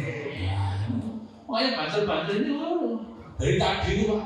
Pokoknya ciri-cirinya orang NU itu sebenarnya guyon, bercanda-bercanda sana kemari, ngopi. Katanya kalau tidak ngopi makruh atau gimana. Terus itu makan-makan. Saya dari tadi itu makan-makan terus Pak. Nomor evaluasi itu. Iya. Diajak makan terus ini orang NU ini. Pun masanya makan. Tahlil belum makan terus. Masya Allah. Memang orang NU itu ciri-cirinya itu roman, gitu. Ya iya, dan belum apa-apa sudah dapat berkat satu-satu ini, ya kan? Saya itu pernah takziah kematian di tempat orang yang bukan NU. Jadi matinya siang, saya takziahnya malam habis isya. Nggak ada tahlil, nggak ada orang rokok, nggak ada makanan. Ya jadi ya. Apa itu namanya ampang, mau rokok katanya haram, mau tahlil nggak boleh, apa ini? Nggak enak ya kan? Nah, tapi kalau orang NU kan enak ya kan? Nah iya, apalagi biasanya baca-baca itu kalau tahlil datangnya mas amin. Wah, tahlil, apalagi tahlilnya yang imami surya panting ini biasanya kalau tahlil lama ini, mendingan datangnya pas amin aja. Begitu Robbana atina fid dunya hasanah, datang lalu berkatnya babak duluan. Kalau ada orang mati, ada orang mati pertama ini, alhamdulillah sinun, telah meninggal dunia. Mas urus salin bukan contoh. Tapi insya Allah panjang umur ya. Urus salin, rohnya sudah dipanggil oleh Allah, sudah dikesakan oleh Allah Subhanahu Wa Taala. Biasanya baca pertama kali ya ini jiun, kedua ya alhamdulillah. Alhamdulillah, bacanya hari kan 7 hari 7 malam, insya Allah tiap malam makan gratis ini. Kan ya di sini juga begitu kan. Kalau ada orang mati 7 hari masih tahlil terus kan. Hari pertama kotak amalnya masih penuh buat gule menungso. Hari kedua sudah mulai agak berkurang, mulai pol-polnya sering apa itu tongseng atau apa. Hari ketiga sudah mulai menipis, roti wafer. Tahu roti wafer ini ya? Yang coklat-coklat itu kalau tempat saya itu roti ciri khas kematian, Pak. Kalau pas ada orang mati itu biasanya apa? Itu ada orang takziah, itu biasanya suguhannya apa? 1 gelas apa? Teh dengan roti wafer 1. Itu tempat saya. Nggak tahu kalau di sini. Makanya,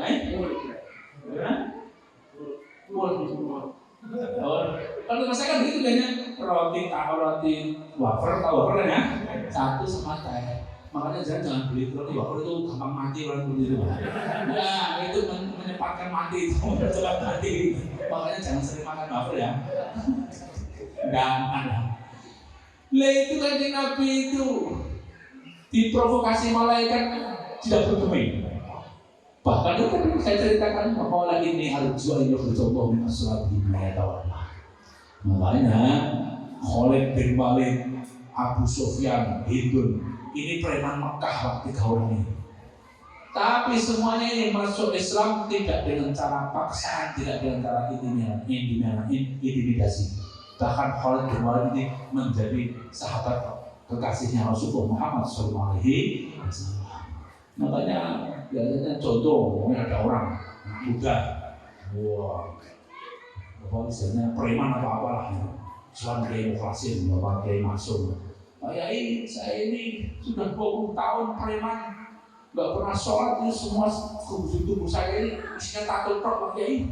Sekarang saya sudah mau tobat, saya takut nanti kalau disiksa oleh Allah. Saya sekarang mau tobat, tapi tobat saya ini terima tidak Pak Kiai. Saya sudah 20 tahun tidak pernah sholat. Apa jawabannya Kiai? Oh, berusaha kamu, neraka kamu, lari yang jawabannya begitu. Kalau ada semua gitu, ada preman, saya tapi ikut banser Pak Kiai. Saya pokoknya terus berjuang ikut Kiai, saya pengen sholat, saya maunya ikut ibadah, mau tobat Pak Kiai, mau ikut banser. Jawabnya Kiai apa? Mau ditanya seperti itu, masih diterima nggak tobatnya saya Pak Kiai? Jawabnya Kiai, diterima, udah diterima, gitu jawabnya Pak Kiai malah begitu. Masuk surga enggak? Oh masuk surga. Paling awal, itu pertama kali. Ya aja disenang-senang seperti itu, jangan mau ditakut-takuti, ya lari. Nah, Fatimah rahmatullahi wabarakatuh kalahin. Kanjeng Nabi itu selalu lemah lembut, akhlakul karimah. Makanya tidak ada ceritanya sahabat masuk Islam dengan cara intimidasi kekerasan tidak. Semua sahabat masuk Islam dengan kesabaran dan berhidayah dari Allah Subhanahu wa Ta'ala. Tidak ada ceritanya tanah Jawa ini semua orang-orang masuk Islam lewat Wali Songo ini, kerajaan-kerajaan itu karena diperangi oleh Wali Songo, tidak ada. Semua karena dapat hidayah dari Allah Subhanahu wa Ta'ala dengan wasilah dakwahnya para wali-wali termasuk Wali Songo ini. Faedahnya, barokahnya dakwahnya Wali Songo, alhamdulillah mayoritas di Indonesia beragama Islam. Bahkan jamiah terbesar di Indonesia adalah Nahdlatul Ulama. Alhamdulillah yang sekarang NU ini sudah diperingati 100 tahun. Berarti NU ini sudah bertahnya luar biasa. Jadi kan ada yang umurnya 100 tahun? Gak ada kan? berarti umurnya lebih tua NU kalau dengan ini. Makanya NU ini sebuah jamiah yang manfaatnya luar biasa. Wa amma ma yang manfa'un nasa fa yamkutu fil ardh. Dimanapun berada, kalau apapun lah itu bermanfaat, pasti akan terus-menerus bermanfaat. Allahumma amin. Dan itu juga pondok ini Baitul Izzah insya Allah bermanfaat, insya Allah berkah, insya Allah lestari ila yaumil qiyamah. Allahumma amin. Jangan punya kewajiban tanggung jawab bagaimana membesarkan pondoknya Kiai Maksum ini, sama-sama ta'awanu 'alal birri wat taqwa. Kalau sesuatu yang tidak ada berkahnya, tidak ada kaitannya, fa'amazzaru fa'ilhamu jufa'a. Seperti ombrok, tahu busa ya? Ombrok, busa itu kalau jangan pakai pakaian, itu busa itu mengembangkan cepat ya busa. Tapi kempesnya juga cepat, mengembangkan cepat, kempesnya cepat. Makanya sesuatu apapun kalau tidak ada faedahnya, tidak berkah, yaitu mengembangkan cepat, kempesnya juga cepat. Na'udzubillahimin. Saya teruskan sedikit lagi. Akhirnya apa? Kanjeng Nabi diusir dari kota Taif. Buma ada Rasulullah SAW ila Makkah hazinan.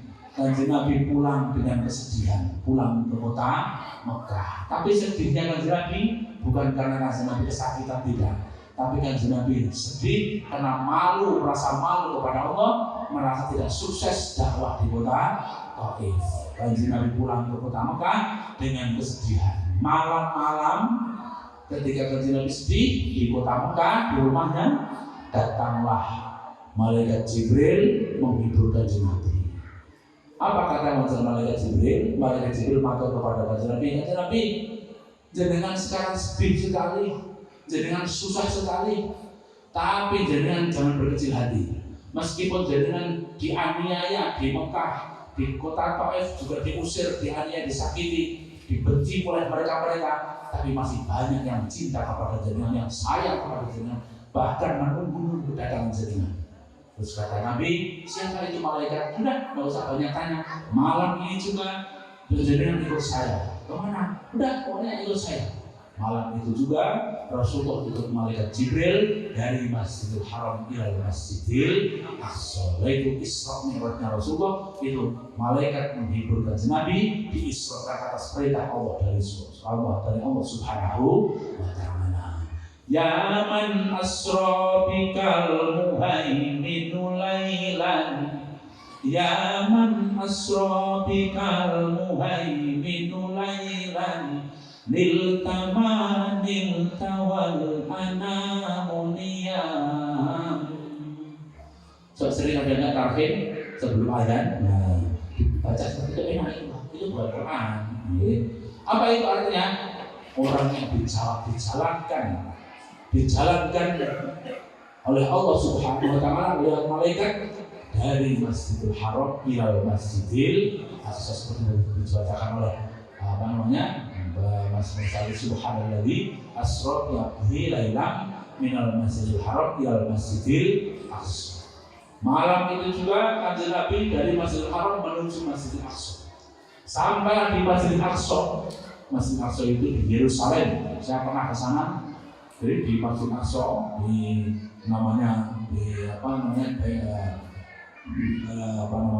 Yerusalem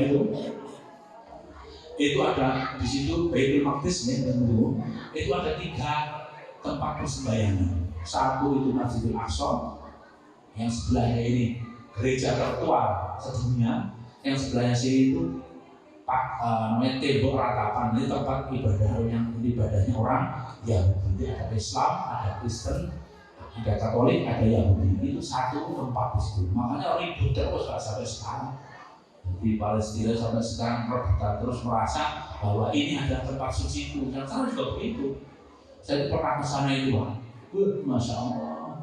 Di sana itu begitu turun, saya itu ziarah ke makam Nabi Ibrahim di Hebron. Ketika saya turun dari bis, itu sudah ditodong sama ditodong pistol sama tentara-tentara perempuan itu, tentara Israel. Juga pakai silbab kemudian Yahudi kok. Tentaranya itu cantik-cantik. matanya biru-biru itu. Jadi ketika turun dari bis itu langsung itu Pak disuruh untuk masuk ke makam yang lebih baik. Di sana cuma dikasih waktu 5 menit Pak, 5 menit saja, 5 menit. Setelah itu langsung suruh ke bis lagi, disuruh pergi. Nah kalau di Indonesia kan enak Pak. Di Sunan Ampel bahkan saya berjam-jam, ziarahnya cuma 5 menit, tapi belanjanya setengah jam lebih.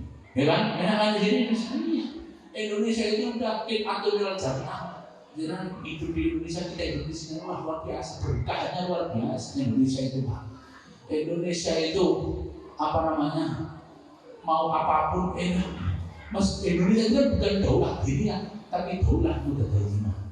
Meskipun bukan negara agama, tapi negara yang beragama. Coba jangan lihat negara-negara yang agama seperti Syria, seperti Irak, seperti Afghanistan. Mereka rusak dengan sendirinya. Indonesia ini negara yang beragama, meskipun tidak ada simbol-simbol agama, tapi amaliyahnya mencontohkan agama Islam sudah sesuai. Makanya Pancasila itu Pak, Pancasila meskipun bahasanya Indonesia, ketuhanan yang Maha Esa, itu kalau dimasukkan ke Quran sudah jadi Qul huwallahu ahad. Bahkan dulu tahun 84 ketika Pak Harto berkuasa, itu kan memaksa warga termasuk warga NU untuk mengakui asas tunggal Pancasila. Itu kiai-kiai sepuhan pada bingung semua. Akhirnya Kiai Asad Samsul Arifin Situbondo itu memerintahkan Kiai Alto bagi Mahrus Ali Wibowo, terus saya lupa yang dua ini, itu suara bagi Hamid Kajuan bilang dua Maulina Afahumah Amin. Itu suara bagi Hamid. Padahal Bagi Hamid itu bukan roh Suriah NU, bukan penggerak NU, beliau sesepuan orang yang disuani. Yaitu Bagi Ali Maksud itu matur kepada Bagi Hamid, saya ini diutus oleh Bagi Asas Samsul Arifin untuk meminta fatwa jenengan. Bagaimana ini kalau warga NU diperintah Orde Baru untuk mengaku asas tunggal Pancasila? Apa jawabannya Bagi Hamid? Jawabannya apa? Cuma enteng jawabannya. Kurang Islam apa atau Pancasila itu Mas? Artinya apa? Pancasila itu sudah sesuai dengan syariat Islam. Bahkan ditambahi oleh Bagi Hamid. Dengan itu kita semua ini sudah bisa melaksanakan 2 sila saja, tidak sampai 5. 2 sila saja dari Pancasila sudah jadi wahid gitu Hamid. Kenapa? Sila pertama kan ketuhanan yang Maha Esa. Apa itu ketuhanan Maha Esa? Menuhankan Allah Subhanahu wa Ta'ala. Dan kita sudah benar-benar menuhankan Allah apa belum? Jadi kan sudah merasa Allah itu Rabbuna Allah belum? Ini kan. Kalau di masjid, di musola ya Rabbuna Allah. Tapi kalau sudah pasar, Rabbuna Al-Badi, Rabbuna Duwe, gitu. Sekali di kantor ya Rabbuna Pangkat, gitu. Rabbuna banyak sekali. Hilang Gusti Allah. Kalau di rumah ya Rabbuna Buju, sama istri takut. Ada enggak di sini ada suami yang takut istri? Biasanya kiai itu takut sama istri ya, tapi nah kalau malah sendiri. tapi apa? Orang itu kalau sabar ngopeni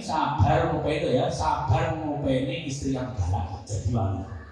Abdurrahman Bajal Habban itu istilahnya ngopeni bojo galak, itu ya istri galak jadi wali. Tapi kalau takut sama istri jadi muslimah. Lah iya sama Gusti Allah enggak takut sama istri takut. Ya kan? Nah, makanya Quran yang disampaikan itu innal ladzina qalu rabbunallah tsumma istaqamu tatanazzalu 'alaihim malaikatu alla takhafu wa la tahzanu wa abshiru bil jannati allati kuntum tu'adun. Orang-orang yang benar-benar innal ladzina qalu rabbunallah. Ya rabbunallah di mana-mana. Jangan hanya di pasar ya rabbunallah. Gitu. Kalau semuanya Rabbuna insya Allah Pak, kejujuran sukses terus-menerus Pak. Kalau Rabbuna Allah, tapi kadang kita kan lupa. Kalau di masjid ya Rabbuna Allah, di pasar Rabbuna Badi, tahu Rabbuna Badi. Untung kalau di kantor ya Rabbuna angkat sedikit-sedikan sama temannya. Wah ini mengganggu saya ini, bagaimana saya sangat saja ini, biar saya naik pangkatnya. Itu sudah tidak Rabbuna Allah lagi. Itu ketuhanan yang Maha Esa. Yang kedua, kemanusiaan yang adil, memanusiakan manusia. Ini menghargai orang itu. Kalau menghargai orangnya, orang itu kalau memberi kebaikan kepada orang yang menjelekkan itu berat, seperti Rasulullah tadi ya. Ngapiki wong sing elek iki bahasa Jawa. Wong ngapiki wong sing gawe elek. Itu tak mudah amat sulit kan. Tapi kalau menjelekkan orang yang ngasih kebaikan, wah itu kan gampang sekali, ya kan? Apalagi kalau ada orang yang memang gak suka. Kalau bahasa ridho nas buhoyatun latudro, mencari kesenangannya orang lain tidak akan pernah selesai. Saya contoh, saya tidak suka dengan demokrasi. Meskipun demokrasi itu melakukan apapun, cara agama bagus, cara Gusti Allah ya bagus, cara saya tidak ada bagusnya. Kenapa? Memang sudah saya tidak suka. Makanya orang itu dididik seperti itu. Kalau hanya menuruti kemauan orang lain, tidak ada selesainya. Tapi ridho Robinas amrun lain, mencari ridho Allah itu sesuatu yang tidak boleh ditinggalkan. Tapi kalau mencari kesenangan orang lain tidak akan selesai. Orang-orang sudah tidak suka. Contoh mawon, tidak suka dengan tetangganya karena iri atau apa. Contoh di kampung-kampung kan ada, adalah suatu saat saudaranya atau tetangganya ini pulang dari Bandung, contoh dari Bandung, punya anak di sana sukses, dari pengusaha atau jadi apa di sana gitu. Pulang bawa Bandung itu kan olahraganya tape Pak, pulang bawa tape. Sampai sini tapenya itu dikasih ke tetangganya. Ini saya baru saja dari Bandung. Ini nengok anaknya ada sedikit rezeki olah-olah dari Bandung. Tapi kalau yang dikasih tape itu nggak suka, di depan ya bilangnya terus suruh, terima kasih. Begitu yang ngasih pergi, alah cuma mau pamer anaknya sukses saja ngasih tape itu sak cuil. Ada nggak seperti itu? Karena dasarnya sudah tidak suka. Makanya ahsin kama ahsanul ilaik. Kalau apik namanya manusia, karena Gusti Allah sudah ngasih kebaikan kepada kita semua. Nah inilah kalau mencari kesenangan orang lain tidak akan pernah ada habis. Semoga kita sama-sama saling mencintai dan menyayangi antara manusia. Allahumma amin. Saya teruskan lagi. Begitu sampai Kanjeng Nabi di Masjidil Aqsa, wa taqaddamta lis-sholati fa shalla kullu man fis sama wa antal imam. Sampai di Masjid Aqsa, Kanjeng Nabi sudah ditunggu para anbiya wa rasul wal malaikah. Para nabi jalan dia, mau mention nabi lah. Sampai di situ semua para anbiya wa rasul wal malaikah sepakat sholat yang jadi imam Rasulullah, makmumnya para anbiya wa rasul wal malaikah. Setelah sholat, Kanjeng Nabi terus diajak oleh malaikat Jibril ke atas, kemana? Ke alamul malakut. Kalau dunia namanya alamul mulki, dunia ini. Sekarang alamul malakut. Wah, Kanjeng Nabi naik. Tidak usah saya ceritakan dia. Ketemu apapun lah itu lewat kursi, kolam, mahfud haras itu kalau diceritakan secara runtut, sampai subuh nggak selesai, nggak pulang nanti. Nah, sampailah Kanjeng Nabi di batas alamul malakut namanya Sidratil Muntaha. Wa ilal muntaha rufiqta kariman wa sami'tan nida alaika salam. Sampai di Sidratil Muntaha, malaikat berhenti di situ, dan Nabi masih naik terus. Kalau di Quran itu justru 27 atau 29 saya lupa itu. Dan Quran itu madana fatadalla wa kana qaba qausaini aw adna. Sampailah Kanjeng Nabi di makom qaba qausaini aw adna atau al malail a'la. Qaba qausaini aw adna. Tahu qaus ya? Bahasa Arab. Qaus itu busur, tahu busur ya? Busur itu yang untuk manah itu ya, qaus. Lah itu antara Kanjeng Nabi di situ, Kanjeng Nabi tidak melihat apapun, tidak melihat siapapun kecuali Allah Subhanahu wa Ta'ala. Dan di situ Kanjeng Nabi qausaini aw adna, berhadapan-hadapan dengan Allah kira-kira 2 jengkal atau kurang, tapi tidak nempel. Nempel jadi Syekh Siti, itu tidak nempel dari qausaini aw adna. Itu namanya al-malail a'la. Lah itu Kanjeng Nabi di situ tidak melihat apapun siapapun kecuali Allah Subhanahu wa taala.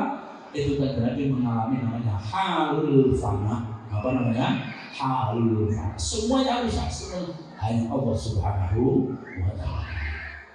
Begitu Kanjeng Nabi turun lagi ke dunia ini, Kanjeng Nabi menyampaikan risalah, dakwah lagi Kanjeng Nabi. Itu namanya Kanjeng Nabi sedang menyampaikan di situ, itu namanya halul baqa. Apa namanya? Halul baqa. Apa itu? Kita niru bisa enggak? Niru bisa, jadi bisa. Tapi boleh ngaris ke atas itu tidak. Contoh saja di sholat. Nah, sholat dia dengan kalau sholat duhur saudara, sholat duhur itu 4 rakaat dia. 4 rakaat itu dengan biasanya kalau sholat duhur 4 rakaat biasanya berapa menit? Berapa menit Pak? 2 menit. 2 menit itu boleh hilang Pak. Betul? 5 menit lah ya. Standar 5 menit. Sholat 5 menit itu duhur tuh ya. Itu mestinya harus ingkito aman silallah. Ingkito aman silallah apa itu? Itu halul fana, memutuskan semua perkara di luar sholat selain Allah Subhanahu wa ta'ala. Tapi sholat itu kan ada 3 tingkatan. Ada sholatul awam, ada sholatul khasyiin, ada sholatul muqarrab. Apa itu sholatul awam? Sholat yang umum seperti saya. Bukan tidak tahu dengan sholatul awam itu apa? Sholatnya orang umum. Syarat rukun sudah dilakukan semua. Syaratnya sudah wudhu, sudah suci dari hadas kecil, hadas besar. Rukunnya sudah dilakoni, resminya, takbir, fatihah, semuanya. Tapi ketika sholat, iya karena butuh contoh ya, iya karena butuh, iya karena stamina, masih mikirkan duduk.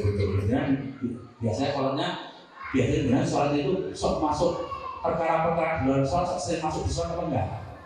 Nah yang sering habis dimarahin disetak bojone terus sholat biasanya ingin eling Gusti Allah atau eling bojo?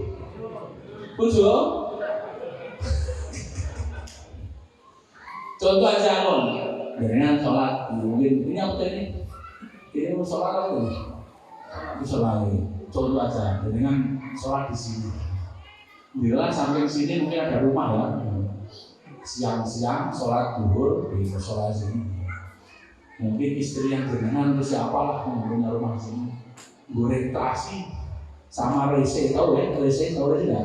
Ikan asin itu, ikan asin sama terasi itu baunya 2 kilo masih bau kan? Ketika sholat, ini contoh aja ketika sholat, mungkin istri yang jenengan apa?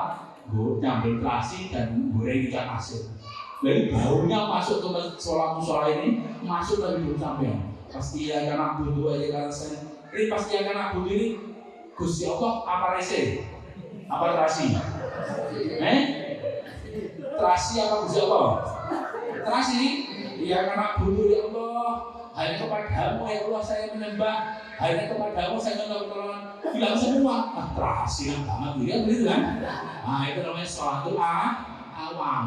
Contoh lagi sedikit aja Pak. Contoh lagi. Ada yang pedagang kambing dan lain sini, bakul wedhus. Contoh pedagang kambing, jual kambing jual kambing pas transaksi itu, mintanya dengan 3,5 juta. Bila boleh tawar 3,4 juta, kurang 250 juta. Begitu tawar menawar belum deal dengan azan, azan dulu. Wah akhirnya belum jadi laku wedhusnya, terus sholat duhur. Ketika sholat duhur itu dengan eling Gusti Allah atau eling wedhus? Biasanya bagaimana? Wedhus kan? Kurang 250 ribu kok belum saya kasih ya gimana terus? Rokok ya wedhus, sujud ya wedhus, tahiyat ya wedhus. Sering sholat itu wedhus atau menungso itu nah? Itu namanya sholatnya tidak sempurna. Dia tidak batal itu, tapi kurang sempurna. Makanya as-sholat itu huruful qulub min adnasi dzunub wastiftahul libabil ghuyub. Sholat itu bisa menghilangkan dosa. Innal hasanati yudhibnas sayyi'at. Al hasanat ay as-shalawatul maktubah. Bahkan apa? Wastiftahul libabil ghuyub. Sholat itu bisa membuka perkara-perkara gaib.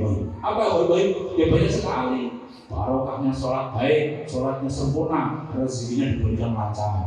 Sholatnya baik, sholatnya sempurna, sehatnya diberikan kesehatan yang luar biasa.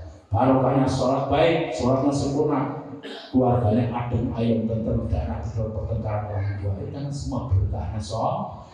Makanya sholat kita diperbaharui, terutama sewu. Kan ada itu doa jurus bainas sajdatain, kan? Doa jurus bainas sajdatain. Meskipun ini bukan rukun, tapi bagus kalau dengan baca. Meskipun tidak baca tidak apa-apa, tidak dosa, tapi harus maulina. Tapi kalau dibaca itu bagus. Apa enggak? Rabbighfirli warhamni wajburni warfa'ni warzuqni wahdini wa'afini wa'afani. Harus hafal orang itu. Baca itu hafal nih Pak. Baca ini hafal ya pecat tuh. Baca ini kan ya Pak Umar sendiri hafal nih orang baca. Baca NKRI yang kemati hafal. Cuma jurus bahasa dari bijayan. Ya. Rabbighfirli mana itu bagus sekali. Itu semua aspek kehidupan kita masuk di sholat. Rabbi Allah, ighfirli Allah, dan ampuni saya Allah. Dan itu pengen dapat ampunan dari Allah atau tidak? Pengen enggak? Pengen, semua orang yang memberi ampunan. Rabbi ighfirli warhamni, ya Allah, dan kasih saya Allah. Dan itu pengen dapat rahmatnya Allah atau tidak? Semua orang pengen dapat rahmatnya Allah. Warhamni wajburni ya Allah, dan tutupi aib saya ya Allah. Kan minta aibnya jangan buka-bukaan dulu. Ya wajburni ya Allah, dan tutupi aib saya ya Allah, kekurangan saya ya Allah. Wajburni warfa'ni, dan angkat derajat saya ya Allah. Ya mau nih jadi anggota banser terus jadi kasih kerja balik enggak pamate enggak kayak begitu. Gurul-gurul apa-apa tapi ya kasih kerja. Lihat kita dia. Tapi pangkat yang baik itu bukan pangkat-pangkat dunia, itu bukan. Pangkat yang baik adalah pangkat orang yang paling takwa kepada Allah Subhanahu wa ta'ala. Inna akramakum indallahi atqakum. Warfa'ni warzuqni ya Allah, berikan rezeki ya Allah. Dan kepengen dapat rezeki apa tidak? Tentunya rezeki yang halal dan thayyiban mubah. Ya rezeki yang halal, ya baik, ya berkah, ya banyak. Allahumma begitu. Ya, tapi rezeki tidak hanya berbentuk uang itu tidak. Rezeki apapun, anak-anaknya diberikan anak yang alim soleh, rezeki apa tidak? Rezeki keluarganya ayam tentram, sakinah wa warahmah. Rezeki apa tidak? Rezeki kesehatan, rezeki apa tidak? Rezeki wa rezeki. Wah, ini ya Allah, berikan hidayah kepadaku ya Allah. Tadi yang saya sampaikan tadi, kalau tidak dapat hidayah, juga karu-karuan orang itu. Makanya tadi saya sampaikan, idza hallatil hidayah qalban nasyarat fi ibadil abdu. Orang yang diberikan hidayah, di hatinya ada hidayah, pasti semangat beribadah. Kalau tidak ada hidayah, pasti alas-alasan ibadah. Wah, ini wa'afini, ya Allah, banyak beri kesehatan ya Allah kepada aku. Benar pengen sehat, kau benar. Sehat ya? Hanya sehat itu mahal harganya. Wa'afini wa'afu anni, ya Allah, ampuni aku ya Allah. Jadi semua aspek kehidupan ini masuk di dalam Al-Quran. Makanya Quran isinya apa? Sholat. Semua aspek di dunia ini yang masuk di dalam sholat. Al-Quran bukan sholat. Makanya sholat kita disempurnakan ya. Sholat kita yang baik, sholat kita yang sempurna, insya Allah. Apa itu sholat yang sempurna? Itu mengangan-angan apa bahasa Indonesia? Mengangan-angan apa bahasa apa ya? Mengangan-angan, mengangan-angan maknanya, ya. Karena sholat itu tadi banyak doa-doa, jadi diangan-angan maknanya. Dan semoga kita diberikan sholat yang sempurna, ya. Sholatnya sempurna, ibadahnya baik, insya Allah berkahnya sholat baik, insya Allah rezeki diberikan rezeki yang lancar, yang berkah, diberikan kesehatan dohir dan batinan, diberikan selamat dunia akhirat. Allahumma amin. Dan saya ikut mendoakan meskipun doa saya cuma kecil, ya saya mendoakan semoga pondoknya ma'hadnya Kiai Maksum ini diberikan oleh Allah ma'hadan mubarakan, ma'hadan nafi'an, ma'hadan mamlu'an bil khairat, mamlu'an bil mabarik. Allahumma amin. Wastimraran ila yaumil qiyamah. Sekian, terima kasih. Mulai dari awal sampai akhir tentu banyak kesalahannya, bocor-bocor dan pertanyaan kosa, minta maaf, yang minta maaf yang banyak, dan semuanya yang saya Kusruk minta maaf yang sebesar-besarnya. Saya akhiri, wa yafiqumillah ma'afihi, khairul solusin. Assalamualaikum warahmatullahi wabarakatuh.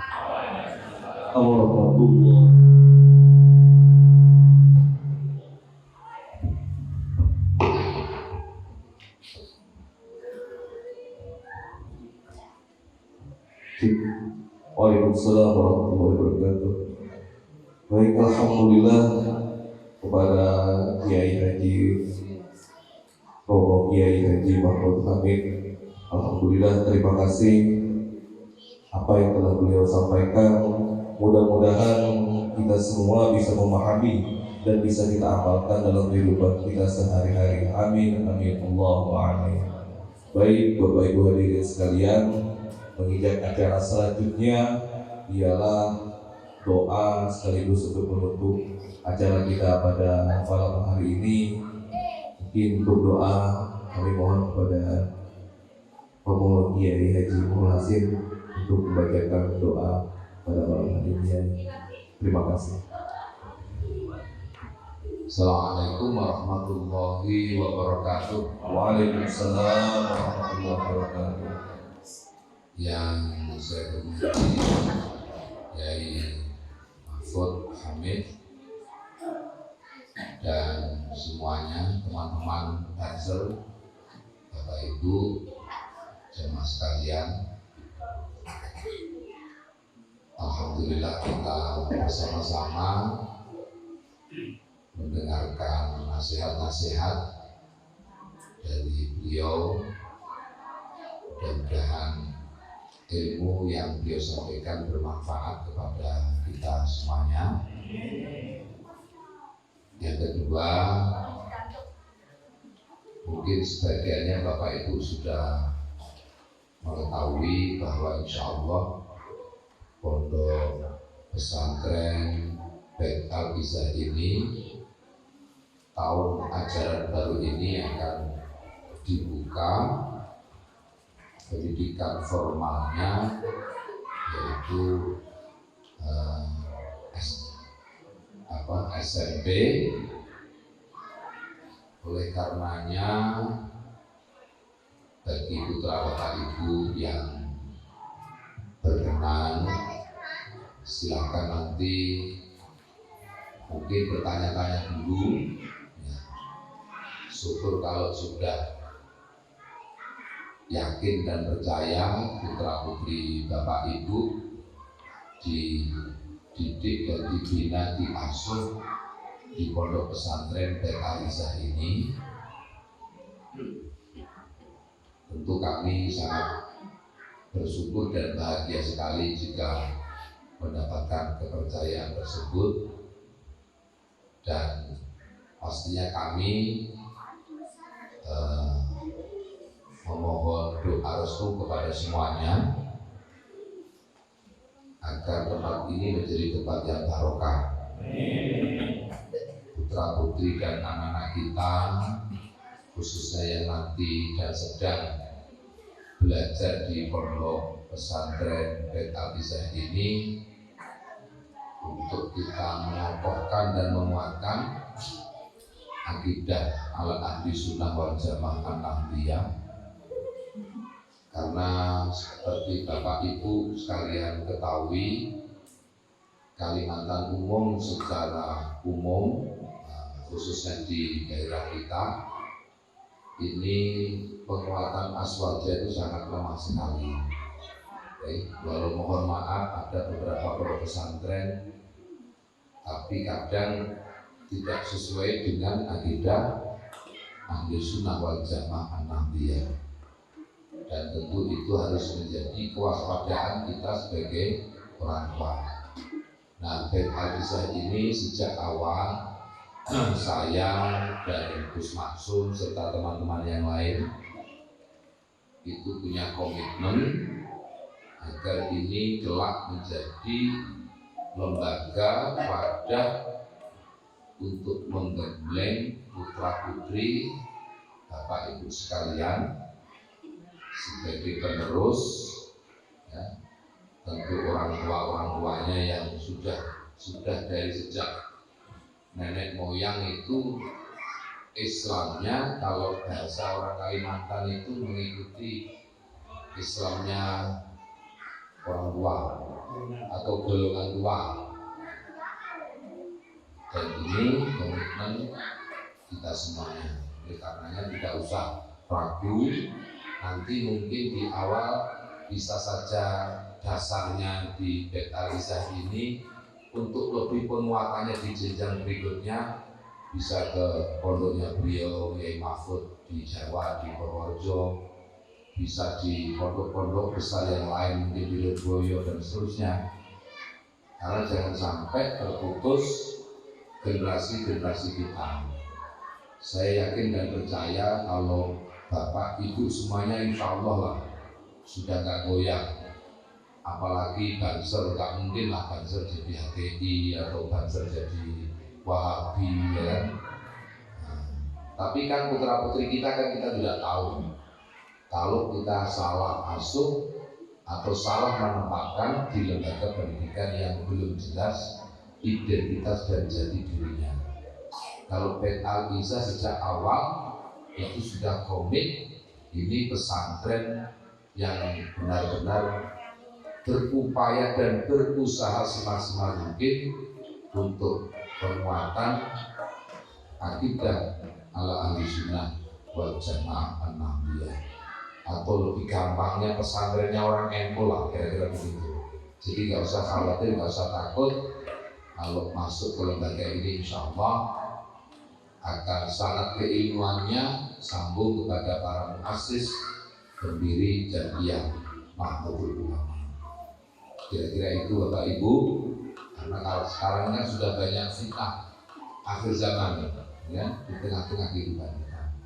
Mari kita semuanya bersama berdoa, memohon kepada Allah Subhanahu wa Ta'ala, mudah-mudahan kita sebagaimana tadi disampaikan oleh beliau selalu diberikan kekuatan lahir dan batin ya, untuk selalu istiqomah mengikuti tuntunan ajaran-ajaran Rasulullah, mengikuti tuntunan dan ajaran para ulama salafun saleh, mengikuti tuntunan dan ajaran para muassis dan Nahdlatul Ulama, dan kita selalu mendapatkan hidayah taufik inayah dari Allah Subhanahu wa Ta'ala.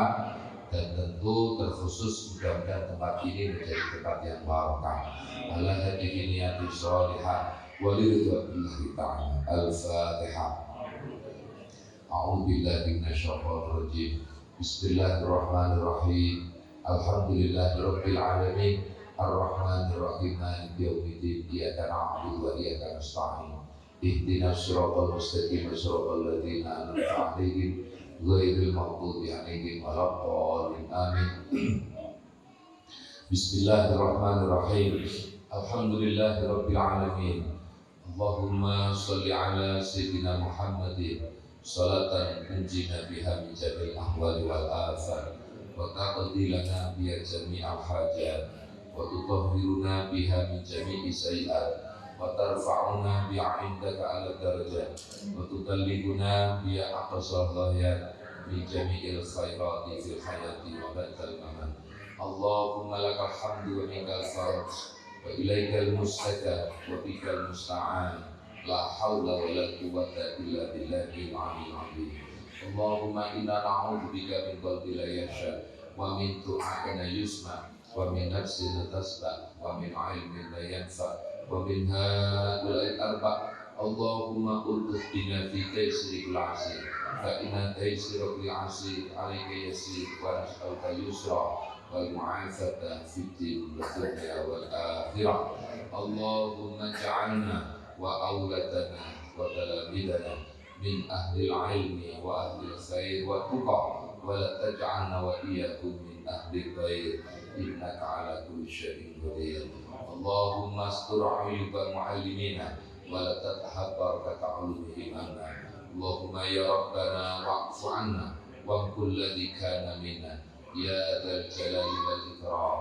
Amisna ala dinil islam, amisna ala dinil islam, amisna ala dinil islam, يا قوي يا متين اكفي شر الظالمين أصلح الله أمور المسلمين شرف الله شعر المدين يا علي يا كبير يا عليم يا قدير يا سميع يا بشير يا لطيف يا خبير يا فرج الهم يا كشف الغار يا من بعبده يغفر ويرحم برحمتك يا أرحم الراحمين ربنا آتنا في الدنيا حسنة وفي الآخرة حسنة وقنا عذاب النار وصلى الله على سيدنا محمد وعلى آله وصحبه وسلم سبحان ربك رب العزة عما يصفون والسلام على المرسلين والحمد لله رب العالمين تقبل الله منكم inna terima kasih rawuhnya Gus Mahfud Hamid di tempat ini dan tentu semuanya yang hadir. Sekali lagi terima kasih dan mohon maaf sekiranya ada hal-hal yang kurang berkenan di hati Bapak Ibu Saudara sekalian. Wallahul muwaffiq ila aqwamit thoriq. Assalamualaikum warahmatullahi wabarakatuh. Waalaikumsalam.